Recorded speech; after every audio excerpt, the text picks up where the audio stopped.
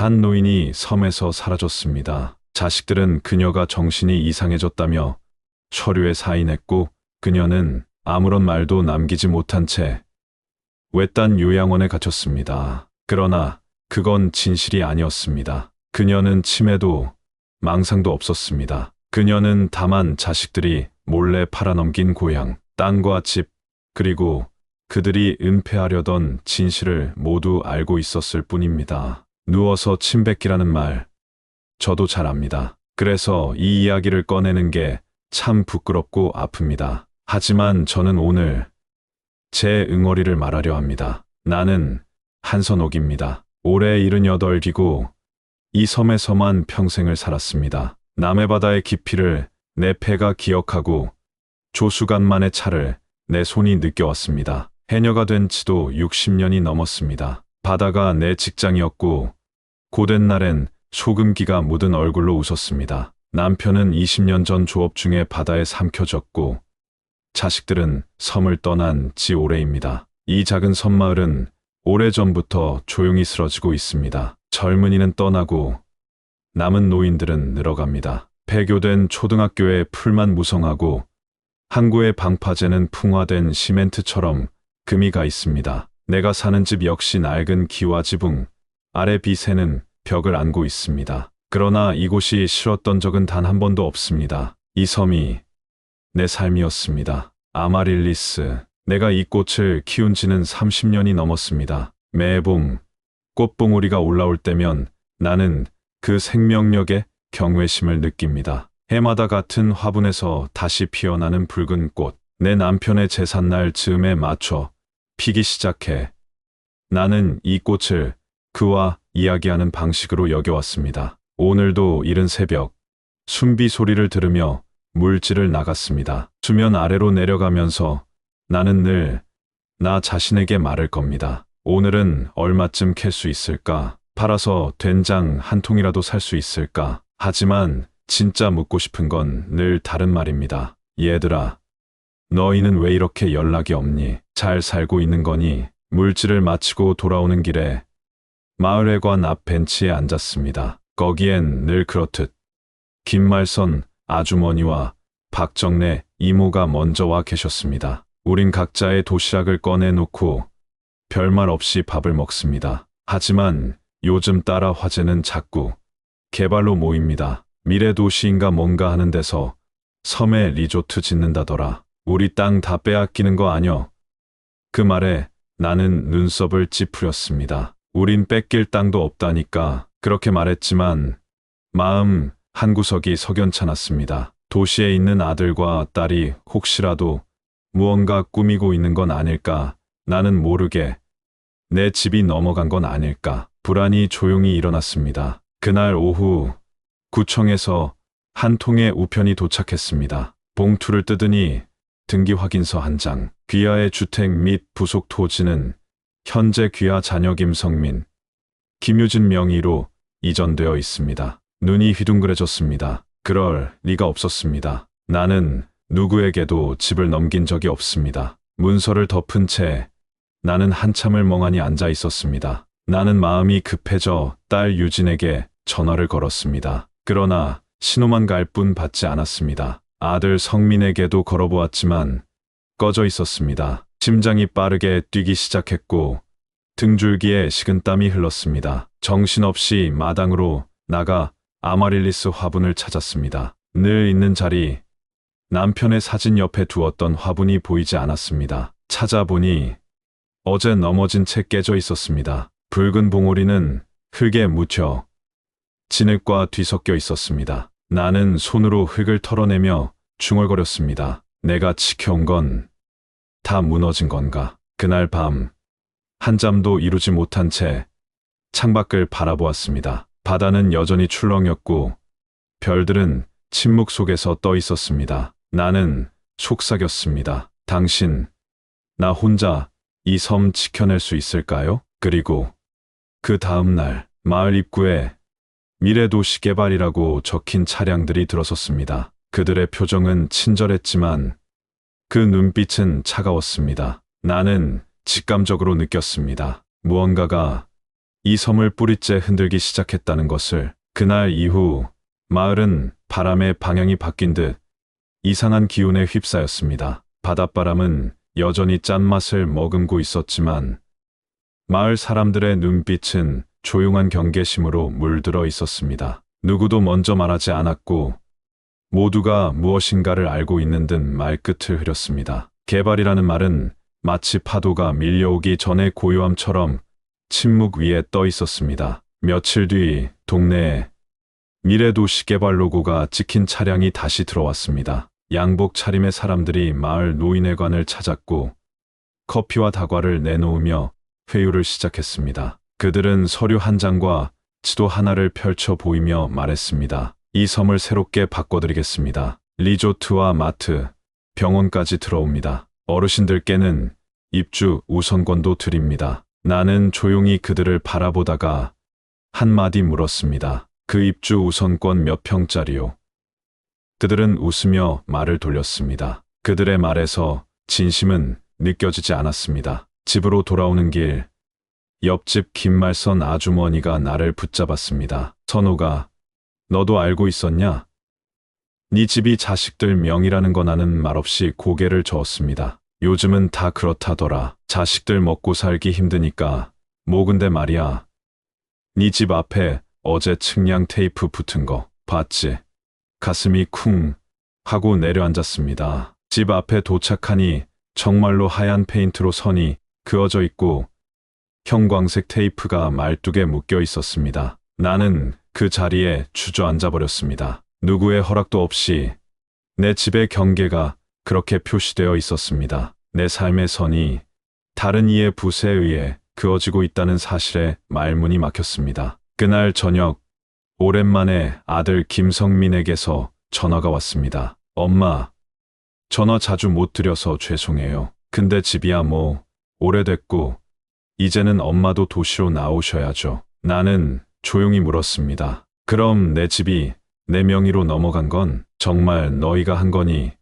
성민은 한참을 말없이 있다가 낮은 목소리로 말했습니다. 미안해요. 그땐 좀 급했어요. 근데 다 엄마 위해서 한 일이에요. 나는 말없이 수화기를 내려놓았습니다. 그날 밤 아마릴리스 화분 앞에 다시 섰습니다. 깨진 화분은 그대로였고 뿌리째 노출된 꽃대는 시들어가고 있었습니다. 나는 조심스레 그 뿌리를 다시 흙 속에 묻었습니다. 아직 살 수 있겠지. 나도, 이 섬도, 이 꽃도 말하며 나는 손등으로 눈가를 닦았습니다. 며칠 후 집에 전기가 끊겼습니다. 수도도 나오지 않았습니다. 개발사에 사전 조치하고 했습니다. 지적 정리가 들어가서 잠시 공급이 중단되는 겁니다. 이해할 수 없는 말들이 쏟아졌습니다. 나는 랜턴을 켜고 우물물을 길었으며 지냈습니다. 세상은 나를 조용히 밀어내고 있었습니다. 마을 어귀에서 주민 몇 명이 수군거리는 소리를 들었습니다. 선옥 할머니, 안 됐지 뭐. 자식들이 왜 그렇게까지 했을까? 나는 그들을 쳐다보지 않았습니다. 그러나 그들의 시선이 안타까움인지 동정인지 모멸인지 나는 알 수 없었습니다. 그저 고립되는 느낌만이 점점 짙어졌습니다. 며느리 미정이 찾아왔습니다. 처음에는 웃으며 말했습니다. 어머니, 이제 서울로 올라오세요. 요즘 섬에 계시면 위험하잖아요. 그러더니 조용히 종이 한 장을 내밀었습니다. 요양원, 입소 동의서. 여기 사인만 하시면 돼요. 시설도 좋고 간병인도 있고요. 나는 말없이 종이를 바라보다가 조용히 찢어버렸습니다. 그러자 그녀는 얼굴을 굳히며 말했습니다. 이제 어머니 혼자 결정할 수 있는 상태 아니에요. 병원에서도 인지기능 저하 진단서 받았어요. 이제 보호자인 우리가 결정할 거예요. 나는 차가운 목소리로 말했습니다. 내가 늙었지. 바보는 아니란다. 며칠 후 2명의 남자가 찾아와 나를 끌고 갔습니다. 나는 저항했지만 팔을 붙잡혀 차에 실렸습니다. 내 집은 점점 멀어졌고 아마릴리스 화분이 보이지 않았습니다. 요양원이라는 이름의 병실, 잠금 문, CCTV, 침묵, 그리고 그날 밤 나는 처음으로 내가 사라졌구나라는 절망을 느꼈습니다. 요양원에 도착한 첫날 밤 나는 침대 옆에 창을 열었습니다. 쇠창살 너머로 바람 한 줄기 들어오지 않았고 창밖은 높은 담벼락뿐이었습니다. 내가 갇힌 이곳은 병원이 아니라 감옥이었습니다. 간호사는 웃으며 말했습니다. 불편한 거 있으시면 호출 버튼 누르세요. 그러나 호출은 오지 않았고 나는 그날 밤 내내 깨어 있었습니다. 방 안에는 침대 2개가 있었고 내 옆에는 말이 없는 할머니가 누워 계셨습니다. 그분은 하루 종일 창밖만 바라보다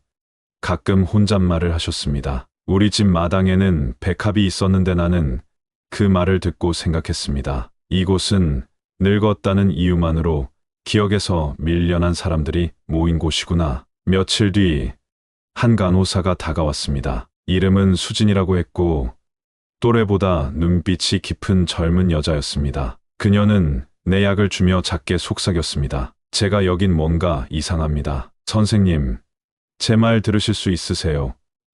나는 눈빛으로 대답했습니다. 그녀는 조심스레 메모지를 건넸습니다. 가짜 진단, 강제 입소 의심 사례 조사 중 조용히 협조해 주세요. 그날 밤 수진은 잠든 척하는 나를 찾아와 조용히 말했습니다. 어르신, 누가 가족을 대신해 입소를 시켰고 진단서가 조작된 것 같습니다. 몇 분은 기억이 멀쩡하신데도 이곳에 계십니다. 나는 턱을 들며 말했습니다. 여기서 나갈 수 있겠어요? 그녀는 미소 지으며 고개를 끄덕였습니다. 도와드릴게요. 반드시. 같은 시각 섬에서는 또 다른 일이 벌어지고 있었습니다. 준호, 마을 출신의 청년으로 지금은 영상 다큐멘터리를 찍고 다니는 젊은이였습니다. 그는 개발업체의 수상한 움직임에 의문을 품고 섬에 돌아왔습니다. 미정과 개발업체 담당자의 대화 장면을 우연히 녹음했고 그 안에는 매물 제공, 강제 명의 이전, 노인 강제 이송 관련 내용이 담겨 있었습니다. 준호는 과거 내게 물질을 배우던 소년이었습니다. 선옥 할머니, 그때 그 전복 진짜 맛있었어요. 그는 내 소식을 듣고 요양원을 찾기 시작했습니다. 그리고 요양원 외부를 촬영하며 출입을 시도했고 몇 차례 간호사 수진과 접촉했습니다. 또 한 명 내가 기억하는 사람이 나타났습니다. 오명기, 고등학교 동창으로 지금은 은퇴한 변호사입니다. 그는 마을 개발 이야기를 듣고 나를 찾다가 요양원에 강제로 갇혀 있다는 이야기를 듣게 되었습니다. 그는 말했다고 합니다. 선옥이, 그 여자가 누군데 감히 가둘 생각을 해. 그 사람, 파도도 못 이긴 사람이야. 그는 바로 법적 대응을 준비했고 나를 위한 법적 대리인으로 등록을 마쳤습니다. 그러나 내가 아직도 판단 능력이 있다는 걸 증명해야 요양원에서 풀려날 수 있었습니다. 수지는 내 행동을 몰래 영상으로 촬영했고 나는 일부러 신문을 읽고 퍼즐을 푸는 모습을 연기하지 않고 그대로 보여주었습니다. 그리고 나는 결심했습니다. 나 혼자만 나가선 안 되겠구나. 여기 있는 다른 사람들도 함께 세상 밖으로 나가야 한다. 그때부터 나는 다른 노인들과 이야기를 시작했습니다. 그들은 처음엔 무표정했지만 시간이 지나자 차츰 이야기를 시작했습니다. 그들 역시 누군가의 결정으로 이곳에 버려진 존재들이었습니다. 나는 수진에게 말했습니다. 녹음기를 좀 구해줘요. 그녀는 나를 돕기 시작했습니다. 각 병실을 돌며 노인들의 목소리를 하나씩 모았습니다. 내 딸이 이혼하고 나더니 날 감옥에 넣었어요. 난 가끔 울어요. 왜 그런지도 모르겠는데 그들의 목소리는 낮고 작았지만 절망의 진실이었습니다. 나는 마음속으로 중얼거렸습니다. 그래, 내 이름이 지워진다고 해도 내 말은 남을 거야. 아마릴리스는 다시 피어날 거고 이 섬도 나도 아무도 뿌리째 뽑히진 못할 거야. 그 순간 나는 다시 숨을 크게 들이마셨습니다. 그리고 준비를 시작했습니다. 노인의 반격이 이제 막 시작되려는 순간이었습니다. 요양원의 하루는 느리게 흘러갑니다. 정해진 시간에 약을 먹고 무기력한 방송이 나오는 TV를 보며 자꾸만 굳어가는 몸을 느낄 뿐입니다. 그러나 나는 다르게 살아가기로 했습니다. 나는 숨쉬는 증언자가 되기로 했습니다. 수진이 건넨 작고 오래된 녹음기를 바라보면서 카메라 설치는 어렵지만 음성은 모을 수 있어 라고 생각했습니다. 나는 병실을 돌며 나처럼 갇힌 이들의 이야기를 하나씩 들었습니다. 그들의 말은 조용했고 때로는 흐릿했습니다. 그러나 그 속에는 억눌린 존엄이 남아 있었습니다. 난 치매가 아니에요. 그저 조용히 살고 싶었을 뿐이에요. 아들은 나를 여기 맡기고 그 뒤로 한 번도 오지 않았어요. 나는 고개를 끄덕이며 그 손을 잡았습니다. 내가 대신 말해줄게요. 우리가 여기에 있다는 걸 세상에 들리게 해줄게요. 한편 밖에서는 준호가 움직이고 있었습니다. 그는 미정과 개발업체 담당자가 만나 서류를 주고받는 장면을 몰래 촬영했고 계약서에는 명백히 위조된 사인이 들어 있었습니다. 그리고 녹음 파일 속에서는 미정이 말했습니다. 그 노인 그냥 요양원에 넣고 조용히 넘어가면 돼요. 보상금은 나중에 나눠요. 그 말 한 줄이 이 사건을 뒤집는 열쇠가 되었습니다. 오명기 변호사 역시 바삐 움직였습니다. 법적으로 내가 자유의지를 갖고 있다는 것을 입증하기 위해 의료진과 감정인을 동반한 면담 영상을 준비했습니다. 나는 그 영상에서 말했습니다. 나는 오늘이 몇 월 며칠인지 알고 내가 왜 여기에 있는지도 압니다. 이곳은 감옥입니다. 누군가 내 목소리를 들어야 합니다. 수지는 요양원 내부에서 병실 환경, 식단, 약품 관리 상태 등을 조사하며 내부 고발을 준비했습니다. 그녀는 동료 간호사들 중 신뢰할 수 있는 사람 몇 명과 조용히 연결되었고 소규모 내부 조사팀이 형성되었습니다. 그들의 목표는 하나였습니다. 이곳을 세상에 드러내자. 나 역시 준비를 마쳤습니다. 내가 모은 목소리, 오 변호사가 확보한 법적 근거, 준호가 촬영한 영상과 녹음, 그리고 수진이 수집한 내부 자료까지. 우리는 작은 촛불처럼 흩어져 있었지만 하나로 연결된 화염이 되었습니다. 드디어 날이 정해졌습니다. 서울로 가야 했습니다. 기자회견과 언론 제보, 법적 고발, 모든 움직임이 하루에 맞춰져야 했습니다. 그러나 내가 있는 요양원은 폐쇄형, 외부 출입은 통제되고 있었습니다. 탈출이 필요했습니다. 수진과 준호는 치밀한 계획을 세웠습니다. 밤 11시 CCTV가 점검되는 3분의 시간, 내 방과 연결된 뒷문, 그리고 옆 병동의 비상계단을 통해 후문으로 빠지는 동선. 나는 수진이 주는 간단한 외출복으로 갈아입었습니다. 할머니,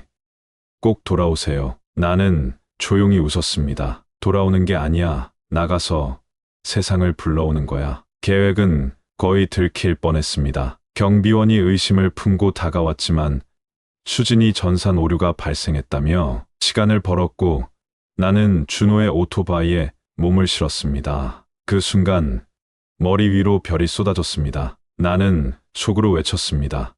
간다. 내가 다시 내 이름으로 살아가기 위해 간다. 서울로 향하는 길. 나는 조용히 눈을 감았습니다. 수십 년 전 바닷속으로 내려가던 그 느낌처럼 나는 지금 또 다른 심해를 향해 들어가고 있었습니다. 그러나 이번엔 나 혼자가 아니었습니다. 내 뒤엔 이 섬의 뿌리들이, 요양원의 목소리들이, 그리고 아마릴리스처럼 꺾이지 않는 삶이 함께 있었습니다. 서울에 도착했을 때 바다는 보이지 않았습니다. 하지만 제 몸 안에선 여전히 파도가 일고 있었습니다. 나는 잊힌 노인이 아니라 증언하러 온 생존자였습니다. 우리는 종로의 한 작은 카페에서 모였습니다. 준호는 장비를 점검했고 수지는 옷차림을 다듬으며 긴장을 감췄습니다. 오명기 변호사는 오늘 기자회견과 고발 절차를 정리한 서류를 펴놓았습니다. 자, 할머니, 오늘부터 우리가 세상을 바꿔볼 겁니다. 먼저 우리는 기자 서진과 만났습니다. 그녀는 사회 고발 전문 기자로 이전에도 요양병원 사건을 보도해온 인물이었습니다. 제보 받은 내용 모두 검토했습니다. 하지만 가장 중요한 건 당사자의 목소리입니다. 나는 그녀를 똑바로 바라보며 말했습니다. 그 목소리, 내가 준비해왔습니다. 오전 10시 서울시청 앞 기자회견장. 작은 마이크 앞에 선 나는 천천히 숨을 들이켰습니다. 카메라 플래시가 번쩍였고 기자들의 펜이 움직이기 시작했습니다. 내 이름은 한선옥입니다. 저는 남해의 섬에서 태어나 평생을 해녀로 살았습니다. 그 섬이, 그리고 내 집이 내 자식들에 의해 팔려나가고 있었습니다. 나는 손에 쥐고 있던 녹음기를 꺼냈습니다. 요양원 안의 노인들이 남긴 목소리, 그 하나하나를 들었습니다. 나는 버림받은 건가요? 누군가 여기 있는 우리를 좀 봐주세요. 기자들의 눈빛이 바뀌었습니다. 그리고 조용히 눈물을 닦는 이도 있었습니다. 준호는 자신의 다큐 영상 중 일부를 편집해 상영했습니다. 화면 속에는 미정과 개발업체가 웃으며 계약서를 넘기던 장면, 그리고 돈은 나중에 정리하자는 생생한 대화가 담겨 있었습니다. 증거는 명확했고 목소리는 강했습니다. 우리는 더 이상 침묵하지 않았습니다. 오명기 변호사는 기자들에게 공식적으로 말했습니다. 우리는 오늘부로 토지 수탈 반대 대책위원회를 출범합니다. 한선옥 씨의 사례는 단지 개인의 비극이 아닙니다. 이는 노인 인권, 재산권, 가족 신뢰가 무너지는 한국 사회의 민낯입니다. 기자들의 플래시가 멈추지 않았습니다. 기자회견이 끝난 후 전국 뉴스에 속보로 보도가 나갔습니다. 남해섬 어머니, 자식들에 의해 강제 입소 및 재산 수탈 사회적 파장. 인터넷은 폭발했습니다. SNS엔 샵 한선옥, 샵 요양원 진실,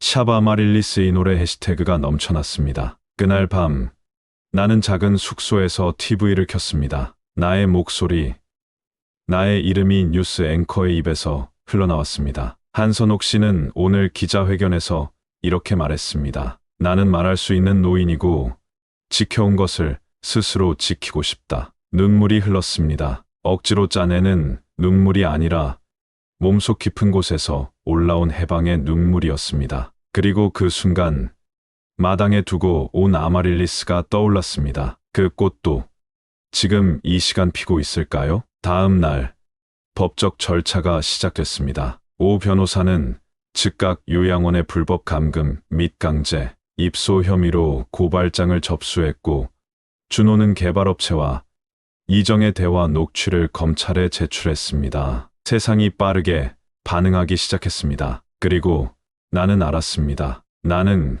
결코 혼자가 아니었다는 사실을. 기자회견이 있은 뒤 세상은 빠르게 움직였습니다. 단 하루 만에 수많은 전화가 쏟아졌고 국회 보건복지위원회에서 요양원 실태조사 요구가 들어왔습니다. 내 목소리가, 우리들의 침묵이 세상을 흔들고 있었습니다. 보건복지부는 즉각 해당 요양원에 대해 특별감사를 착수했고 그 결과 강제 입소자 12명, 명예도용 정황 7건, 가짜 진단서 작성 의혹 사건이 드러났습니다. 뉴스는 실시간으로 보도되었고 요양원 원장은 곧바로 경찰 조사에 소환되었습니다. 며느리 미정도 언론에 노출되기 시작했습니다. 그녀의 이름과 얼굴, 개발업체와의 유착 사실, 심지어 그간의 부동산 거래까지. 대중의 분노는 걷잡을 수 없었습니다. 어떻게 노인을 이렇게 버릴 수 있나? 가족이라는 이름으로 저지른 범죄다. 그녀는 처음에는 부인했지만 결국 검찰에 출석하며 남편과 상의해 결정했다고 진술했습니다. 내 아들 성민의 이름이 처음으로 공식 문서에 등장한 순간이었습니다. 그는 끝까지 연락을 피했지만 결국 검찰 조사를 받게 되었습니다. 딸 유진은 처음엔 모든 것을 부인했습니다. 그러나 기자들이 그녀의 과거 채무 문제, 가족 간 소송 이력까지 파헤치자 그녀는 조용히 내게 연락을 해왔습니다. 엄마, 정말 미안해요. 제가 왜 그랬는지 이제야 알 것 같아요. 그녀의 목소리는 울고 있었습니다. 나는 전화기를 조용히 내려놓았습니다. 용서라는 것은 말로 되는 것이 아님을 잘 알고 있었습니다. 삶으로 증명해야 하는 것이라는 걸. 법정에 서게 된 날, 나는 법복을 입은 판사를 바라보며 조용히 말했습니다. 저는 재산을 잃은 것보다 제 이름을 빼앗긴 것이 더 아팠습니다. 제가 누구인지, 그걸 지킬 권리는 누구에게도 양도하지 않았습니다. 법정 안은 잠시 침묵했고 판사는 고개를 숙였습니다. 그날 선고가 내려졌습니다. 피고인 김미정, 위조사 문서 및 사기 혐의로 징역 3년, 집행유예 5년, 피고인 김성민, 공무혐의 인정, 피고인 김유진, 조건부, 기소유예, 피해자 한선옥의 토지 및 주택은 원상복구. 나는 법정에서 나오는 길에 하늘을 올려다보았습니다. 빛이 눈부시게 쏟아졌고 내 가슴속 어딘가가 가볍게 풀어졌습니다. 오랜 시간 움켜쥐고 있던 바다의 소금기처럼 내 안의 분노와 슬픔이 흘러내리는 듯했습니다. 기자들이 또다시 내게 마이크를 들이밀었습니다. 할머니, 지금 심정이 어떠신가요? 나는 조용히 대답했습니다. 꽃이 꺾였다 해도 뿌리가 살아있다면 다시 피어납니다. 아마릴리스처럼요. 그리고 그날 밤, 준호가 나에게 영상 하나를 보여주었습니다. 그 영상에는 요양원에서 빠져나온 어르신들이 각자의 집으로 돌아가는 장면, 그리고 새로 생긴 노인, 인권 공동체의 간판이 담겨 있었습니다. 나는 조용히 눈을 감았습니다. 내가 뿌린 작은 증언이 다른 삶의 뿌리를 지켜냈다는 것을 실감하며 돌아온 집 앞에 섰을 때 나는 잠시 숨을 멈췄습니다. 낡고 금이 간 벽, 습기 찬 처마 밑에서 피어나던 잡초들, 그리고 부서졌던 그 화분자리, 모든 것이 그대로인데도 전혀 다른 풍경처럼 느껴졌습니다. 마당 한켠에선 이웃들이 모여 있었습니다. 긴말선 아주머니는 울먹이며 내 손을 붙잡았습니다. 선호가 잘 돌아왔다. 미안했다. 그때 아무 말도 못해서. 나는 고개를 끄덕이며 말했습니다. 괜찮아. 이젠 우리가 함께 지킬 거니까. 내가 돌아온 그 주, 마을에서는 큰 회의가 열렸습니다. 준호, 오명기, 그리고 시청에서 파견된 담당 공무원까지 함께 모였습니다. 이 섬을 문화재 보호구역으로 지정하는 절차가 시작된 것입니다. 사람들은 다시 모이기 시작했습니다. 텅 비었던 마을회관에는 아이들 웃음소리도 들렸고 방치되었던 폐교는 아마릴리스 공동체 센터로 탈바꿈했습니다. 나는 매일 그곳에 나가 해녀 전통을 아이들에게 이야기해주고 마을의 기억을 다음 세대에 남기기 위한 구술 생애사를 녹음하기 시작했습니다. 유진은 매주 편지를 보내왔습니다. 엄마, 제 삶을 바꾸기 시작했어요. 이젠 누군가에게 부끄럽지 않은 딸이 되고 싶어요. 어느 날은 직접 섬을 찾아와 조심스레 문을 두드렸습니다. 나는 그녀를 안아주진 않았지만 마당 의자 하나를 내주었습니다. 성민은 끝내 나타나지 않았습니다. 그의 빈자리만큼은 아무리 시간이 흘러도 채워지지 않았습니다. 하지만 그가 언젠가 돌아올 수 있도록 나는 마당 한켠에 다시 아마릴리스 화분 하나를 심었습니다. 수지는 요양원 고발 이후 간호사직을 그만두었습니다. 그러나 그녀는 노인 인권 모니터링 네트워크를 만들어 전국의 유사 피해 사례를 돕기 시작했습니다. 그녀는 내게 말했습니다. 선생님은 저한테 영원한 나침반이에요. 나는 처음으로 그녀의 손을 꼭 잡았습니다. 준호와 기자 서지혜는 다큐멘터리를 완성해 발표했습니다. 제목은 붉은 뿌리 잊힌 세대를 위한 노래. 다큐는 국제영화제에서 수상했고 각종 교육 자료로 활용되기 시작했습니다. 나는 그 시사회에 초대되어 마지막에 무대에 올라 말했습니다. 우리는 꺾이지 않았습니다. 우리는 살아 있습니다. 나는 이제 매일 새벽마다 바다로 나갑니다. 물질은 하지 않지만 발끝으로 바위의 숨소리를 듣고 해가 떠오르는 수면을 바라봅니다. 그리고 마음속으로 말을 겁니다. 여보, 나 잘했지. 나 지켰어. 우리 집도, 우리 섬도. 아마릴리스는 다시 피었습니다. 그 붉은 꽃잎은 더욱 강인하고 또렷했습니다. 나는 매일 아침 꽃 앞에 차 한 잔을 놓고 앉습니다. 그리고 조용히 중얼거립니다. 뿌리는 기억하고 있었다. 그리고 결국 피워냈다. 어느 날 바닷길 너머에 익숙한 그림자가 보였습니다. 멀리서 망설이며 서 있는 한 남자. 그는 다가오지 않았고 나도 부르지 않았습니다. 하지만 나는 아마릴리스 옆에 그를 위한 화분 하나를 더 준비했습니다. 언젠가 그도 뿌리를 찾고 싶어질 날이 올 테니까요. 시간이 흐르고 섬의 계절은 다시 바뀌었습니다. 아마릴리스는 또 한 번 꽃을 틔웠고 그 옆에는 마을 아이들이 키운 작은 화분들이 놓였습니다. 나는 그 꽃을 보며 깨달았습니다. 삶이란 결국 다시 피어나는 과정을 견뎌내는 것임을. 이제는 매달 첫째 주 토요일마다 섬기역의 날 행사가 열립니다. 잊혀진 노인들의 이야기, 과거 해녀들의 작업 영상, 그리고 살아남은 우리가 증언하는 시간입니다. 나는 아이들 앞에 앉아 이야기합니다. 내 이름은 한선옥이고 이 섬의 뿌리입니다. 딸 유지는 조금씩 달라지고 있습니다. 그녀는 도시의 복지관에서 무인 상담 봉사를 시작했습니다. 내게 매주 편지를 쓰고 마을 행사 때마다 사람들 앞에서 말합니다. 저는 한선옥 할머니의 딸입니다. 그 이름이 제 자존심이 되었습니다. 성민은 여전히 연락이 없습니다. 하지만 그가 일하던 도시에서 작은 식당을 열었다는 소식을 들었습니다. 나는 그곳에 아무 말 없이 아마릴리스 화분을 하나 보냈습니다. 카드엔 이렇게 적었습니다. 잘 살아라. 그리고 돌아올 수 있는 곳은 언제나 여기에 있다. 수지는 NGO 활동가가 되었습니다. 요양원 피해자들의 연대를 조직하고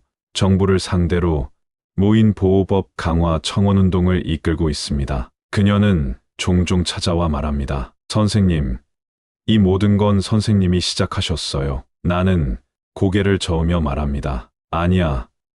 나는 그냥 오래 살아 있었을 뿐이지. 준호와 서지은의 다큐멘터리는 교과서에 실렸습니다. 대한민국 현대사의 증언, 단원에선의 사진과 함께 실린 문장은 다음과 같았습니다. 한 노인의 침묵하지 않은 말 한마디가 한 시대를 바꿨습니다. 나는 이젠 두렵지 않습니다. 늙는 것도, 혼자인 것도, 그리고 언젠가 죽게 되는 것도. 왜냐하면 나는 나를 잊지 않았고 세상이 내 이름을 지우지 않았기 때문입니다. 아마릴리스 꽃말은 자존심입니다. 남편이 생전에 내게 이 꽃을 처음 선물하며 말했었습니다. 선호가, 너는 꺾여도 다시 일어나는 사람이야. 그래서 내가 이 꽃을 골랐지. 나는 그 말이 진심이었다는 걸 이제서야 완전히 믿게 되었습니다. 봄이 깊어질 무렵, 섬에는 다시 관광객들이 찾아오기 시작했습니다. 아이들은 공동체 센터에서 해녀